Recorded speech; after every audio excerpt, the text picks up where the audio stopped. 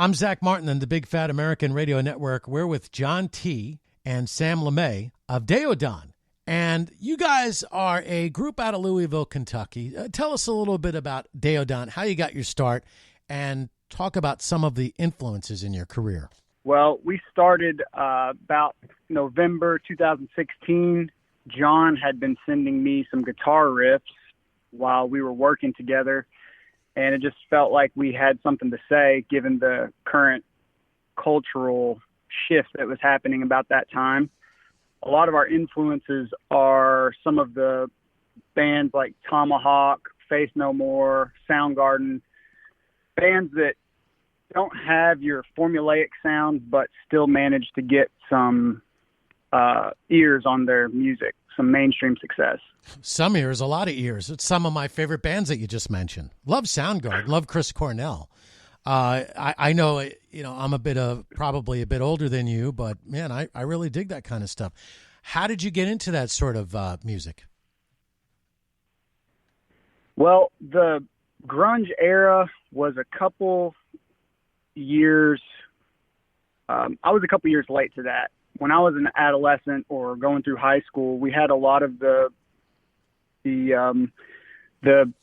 modern sounding rock had already been kind of taken over by the mainstream record labels, and it had become very formulaic and watered down, to be honest. So I was always into the grunge movement, the grunge sounding bands, Nirvana, STP, Pearl Jam, those kind of bands, because their records were complete works and you could just put it on and listen to it the whole way through. Mm-hmm. And then John's a couple years older than me, so he actually hit that sweet spot growing up where those great bands were coming out and were really a part of, he was there for it, basically. Yeah, so basically you're in the age group that grew up listening to me. Thanks, it makes me feel good. Just kidding around. What are some of the older bands that might influence you? When you talk about that kind of listening to the whole album, it reminds me of Pink Floyd. It's what I would do listening to Wish You Were Here, for instance. There wasn't a bad song on the album. What are some of your, whether it's the grunge, Seattle sound, classic rock, or today's rock, what are some of your favorite albums that you would say, all right, I got to have this one, and there's not a bad track out on it. It's a perfect album as far as I'm concerned. Wish You Were Here is a good one. We used to listen to a lot of Pink Floyd back in the day, riding around in high school, and still do to this day. For me, Super Unknown by Soundgarden is one of my all-time favorite records. OK Computer by Radiohead is great. Purple by Stone Temple Pilots is great. You can listen to that thing all the way through. Yeah, I always like the Core album by Stone Temple Pilots. I thought that was a complete great album. You just never get enough of that. But yeah, Purple's good too. Yeah, Stone Temple Pilots. I think John takes a lot of his soundscaping guitar texture cues from the guitar work that they do, because it just kind of crackles and breaks up into a million pieces as it starts to sustain off. What was the main, I guess, instrument that you really thought, well, I mean, I got to do that? Like, what did you think about what you were going to do when you grew up, and what are you doing now? I started playing on the family piano, was not disciplined enough to stick with lessons, and got my hands on a guitar called a Wolverine, which was a toy classical guitar, and it was extremely hard to play, especially for little fingers. And then graduated up to a baby-sized electric guitar that was a little easier to play. So I've always been a guitar player first. I don't know how to play anything else. And John, I mean, I think any instrument is fair game. Started playing on guitar, but keyboard sounds, piano, only been, don't know how to read music. Took lessons when I was really young for a while. Decided I'd rather just play. But I mean, definitely started on guitar. All right, well, that's very interesting. I kind of got a feeling, I got a sense by talking to you guys that there was piano in the background. I guess that you grew up in almost like a family that tried to appreciate music. Was mom and dad instrumental in that, or was it something that you picked up on your own? Yes, the the thing I like about the piano is it's not designed for the human hand, really. So you can visualize the intervals and the relationships between the notes. So having that be the first instrument that I was exposed to really helped me get a good grasp on where the notes are in relation to each other. My mom was musical. She still sings for the church choir, and That's great. my dad used to play banjo. Banjo's a great instrument. I really dig when I hear bands using the banjo or instruments like the harpsichord, the mandolin, stuff like that. I always get a kick out of that kind of stuff. One of my favorite videos, I don't know if you guys seen this, and it comes out of your neck of the woods, maybe West Virginia. I saw these, I don't know the proper terminology, right? But quote unquote hillbilly kind of guys that were using the, backyard instruments to cover AC/DC. You ever seen that that video? You can look it up on YouTube. I just love that kind of stuff, Americana, and people really just experimenting with the items around the house to make music. I've always dug that, and your mom being part of the church choir is really awesome. My first album that my parents gave me, and then you can tell me what yours was. My first one was in the early 70s, and my mom, it was for my birthday, and she saved up money because, back then, even $6 to $10 was not exactly cheap for somebody, right? So she saved some money. She got me Vanilla Fudge, and she goes to me, "This is Vanilla Fudge." I go, "Yeah." She goes, "Well, you like Led Zeppelin, right?" I go, "Uh-huh." She goes, "Let me tell you something. Vanilla Fudge was before Led Zeppelin. Vanilla Fudge is so cool that Led Zeppelin opened for Vanilla Fudge back in the day. You'll enjoy this album." So I remember that being my first album. My first 45s, because we had those when I was a kid, was Burning Love by Elvis Presley, and then another record by Malcolm McNeil, How Do You Do? So what were some of your first memories of your parents giving you music as a gift? I don't think my folks ever gave me music as a kid, but I know my first, it was like a Beach Boys 8-track. Oh, cool. Wow. That's awesome. Michael Jackson Thriller. Good album. A Cabbage Patch Kids record. And then it was a disco mixtape and an early hip-hop mixtape. Oh, cool. And those were like the 5 things I remember jamming, I don't know, 10 years old maybe? Yeah, that's Something like totally that. Awesome. That's totally awesome. Well, and that was you, right, Sam? Or is That's that John? John. Sam, what about you? Yeah. Yeah, you've been talking to Sam. Yeah, now we're at John. Right. Gotcha. Yeah. Yeah, the first tape I ever bought was Ace of Base, and I'm proud of that. And then I graduated to Prodigy, which is a little bit more techno. Yeah, Firestarter. And then Green Day. Uh-huh. And then Metallica. All right, cool. So now you have your album, Forever Strangers. Tell us a little bit about this album and some of the tracks that we'd want to listen to. Forever Strangers.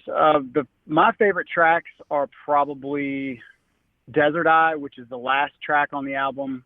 It is instrumental. And talk about Pink Floyd. I just like the way you can just put that on and just kind of forget about everything else and just let the song take you on a journey. My next favorite track is probably Flight to the Past, which is track 3, I believe. And I just love Hargon's intro. I think that's track 7. And that the beginning of Hargon, right, John? I don't know if that's what number it is, but yeah, that's the one. Yeah. The beginning of Hargon was what started. When I heard that riff, I knew that we had to write this next album with an increased attention to production and to more guitars, because John just knocked me back with that. When I heard that riff come on, I was like, man, that's got to be the first track on the album. Now, it didn't end up being the first track on the album, but I still love it. So, well, that's cool stuff. Now, you do have a video on YouTube. How can anybody find your video? You can just go to our YouTube channel, YouTube.com/DAEODON, DAEODON, or go to DAEODON.net, which is our website, and that's got everything you need to know about us, videos, releases. If you want to buy some merchandise, you can do that there too. That's cool. We're talking to John T. and Sam LeMay of DAEODON, and I know that this is probably going to get a question that you're going to get a lot of. All right, and I'm always interested in how people get the names of their bands, and I'll give you, for instance, there's always some interesting story behind it. For instance, Alice Cooper. That's not the guy's name. His name is Vincent Furnier. You know that. And they basically got their name for an obit listing. Somebody died with the name Alice Cooper. That's how they got that. Some other guys, they just, I don't know, play with a Ouija board. How did you get the name for your band, DAEODON? I can definitely say that it's not because it sounds like Day of Dawn. Day of Donald. I will say it's not because of that. Even though it sounds like it. It's DAEODON is a prehistoric beast. Ah, okay, good. Yeah. It looks tight. We like it. It was fitting, and it was pretty much that simple. Sam's idea. He came up with the name. Give him credit. Oh, that's awesome. That's a good one. I like that. You should get into marketing in your next career. What is your biggest? What's John? You go, and then Sam go. What's your biggest dream with DAEODON? What do you think that would be the high water mark for you guys? I would say we've hit that. Making a record that I'm proud of is about all I can ask for. I think this one, the last record we did, hit that. So anything else sounds good, but I'm happy. Oh, that's fantastic. That's great to hear. It's a rarity you ever hear anybody go, I'm happy. So on a certain level, you feel like you made it. And then I guess you guys are both feeling like, well, all right, on to the next thing already. You finished this one, and then what? What's it been like being under lockdown and some of the things that you're noticing in media for you guys? And how do you think that'll affect how you move forward? I think we're just going to continue to write music, record it, get people to join us and play it, record it. We have not played a show in a long time. We have not played anything live from this record or our previous record live. We've been banging it out, and recording and writing. So I don't know what's going to happen in the future. We're dying to get out and play this music, but we're just going to adjust, see what happens. Well, that's, I guess, a good attitude to take. How do you feel, since I got you here, John T. and Sam LeMay of DAEODON, how do you feel about some artists when, they're trying to make their way, and then they become big and famous, and all of a sudden they're on Facebook and social media, LinkedIn, could be Instagram, and they're telling us, the rest of us, how we should think, how we should feel, their take on justice. They get involved in politics. What do you feel about that kind of stuff? I honestly, I wish they would just sometimes shut their mouth, because unless they're going through the suffering themselves and trying to be active in doing something about it, I really don't want to hear from them. But what's your take? Two thoughts come to mind. At this point in time, where we are in the world, I really don't care about your stardom, your fame, what you've done. I mean, I want to give credit and I want to give a lot of respect, but I think there's more important stuff going on. But at the same time, if somebody has an opinion, they want to say something, they feel strongly or compelled to support something, I'm for it. If you don't like it, don't listen to their music. Don't follow them on Instagram. Yeah, there you go. That's a good way of doing it. Or reply with a reasonable response and let them know why. Start a discussion. Right. But I'm down. Well, also too, I think, if you're going to do that, then you got to accept the consequences, and then you got to expect some people to challenge you and be okay with that and engage in a discussion and be respectful, because people do have different points of view, and it's okay. That, I don't think we should all be thinking the same, because if we all thought the same, then none of us would invent anything. There would be, life would be definitely boring. What is the biggest lesson that you guys learned being under lockdown? What are some of the things that you've noticed now that you might have taken granted before? I'll just say real quick, I guess priorities in life. What's important, what's not. When enough barriers getting broke down, that makes up someone's everyday life. You get enough of those walls broken down, and you see what's going on, it kind of puts priorities straight for me. And that's where I've been, is just trying to live, I guess, today. Fantastic, guys. All right, well, thank you very much for taking the time. Do you have any questions for an old radio guy? Have you always, is there that one question you always wanted to ask the disc jockey? Yeah, what do you see as the future of the music industry becomes more, I would say, not really localized, but DIY, and heading across the, you mentioned Instagram. It's like you got Chance the Rapper basically figuring out a way to do it without the labels, doing it on his own. What are your predictions for where the music industry is heading for artists?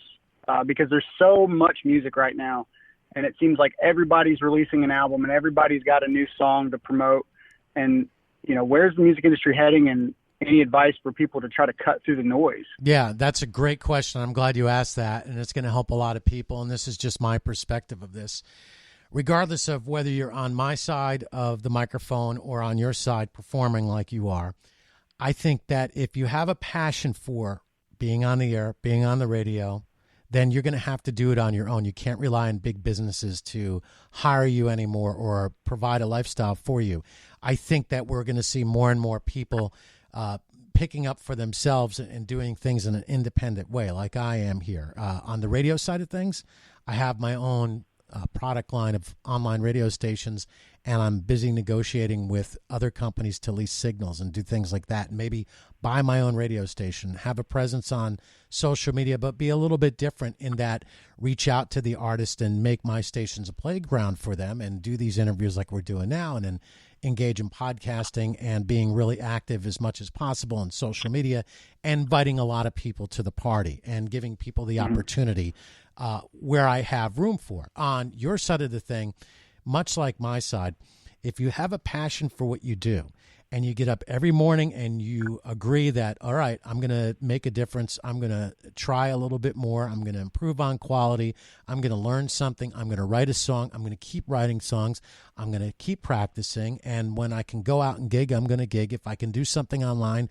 I'm going to do something online, right? Play live on Facebook Live. And I'm just going to continue to follow what I truly love. At the same time, appreciate where I am. Don't take things for granted. Know that you have more power to do things than you probably thought you could. Don't rely on these big labels anymore. For years, they've been taking advantage of artists. All right, they've been the guys that run these things. They're the ones that make all the money. They're the ones that put it in the bank. Guys, I can't tell you how many times I talk to my old friends who are part of major rock bands. They're in their 70s. They have no medical coverage, no retirement. They're still working. They're still gigging. And this COVID-19 really has destroyed their lives, impacted it in a negative way and on many different levels, because they're not like you guys. They don't know about how to use social media. Some of them will adapt to it. Others won't. So as far as being successful, that's really what you decide what success is. When I asked you the question, you said, hey, I am happy and I feel successful that I was able to put an album that I'm proud of. And that's all each and every one of us can strive to do. And then at the same time, notice that we have a social responsibility to help those who don't have the talent or the wherewithal or the intelligence or the ability to do what we do. And what I mean by that, if you see somebody that is suffering, if you know of some people that are starving, it's up to us as individuals to make sure that we do something about it, to recognize that there's a problem and not to assume that somebody else is going to do anything about it. We got to accept our responsibility and not just turn a blind eye. So, it's a really good question. I think that it's a common sense answer. At the same time, it offers hope to realize that your success really hinges upon your work ethic and your willingness to do what you do. And you don't need these major labels anymore. Like you said, you can go to Guitar Center, you can go on Amazon, and you can get yourself, a interface, an MBox, record on Pro Tools and learn that. You can record on Adobe Audition. If you don't have any money, do it on Audacity and make WAV files out of your music and then figure out how to convert them for free, or find a friend that has the ability to help you out. So there are ways to really exceed your expectations in yourself based on the technology that we have. Everybody can broadcast out of their house now. Everybody can record out of their house. Now, you might get to a level where, all right, I've been really successful on this level, and I want to go to the next thing. I've always dreamt of recording in Electric Lady Studios in New York City. Well, then, after a while, you put your money in the bank, you save it, and you go do it and live the dream. Does that answer the question? Yeah. I'm glad. Thanks, Zach. Yeah, well, thank you for asking the question. It's a definitely a twist. Usually, it's always the interviewer interviewing, not the other way around. So I'm glad you asked that question, and it's something that has to be talked about more and more. And you guys, as you move forward, you're going to have your fans, and you're going to have that little guy, little girl who wants to be just like you, and that's an awesome responsibility and quite the honor. So once again, guys, how do we follow you on social media? So you can go to DAEODON.net. That's our website. We are DAEODON_band on all the social media stuff. And if you look for us, you'll find us.